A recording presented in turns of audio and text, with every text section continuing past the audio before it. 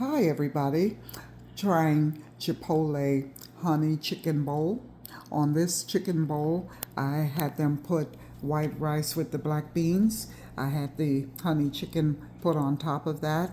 I also added sour cream, guacamole, and lettuce. Now I'm going to go ahead, I'm going to try it, see how it tastes. I heard it's supposed to be really good.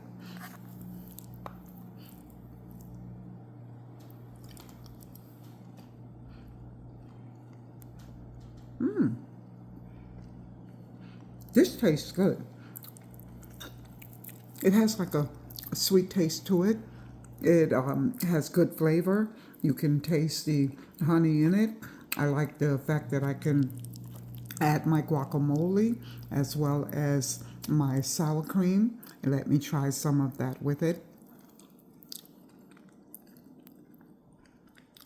The guacamole gives it a little bit of zest, so I like that as well. If you get a chance, go out and try the honey chicken bowl at Chipotle. Thanks, bye.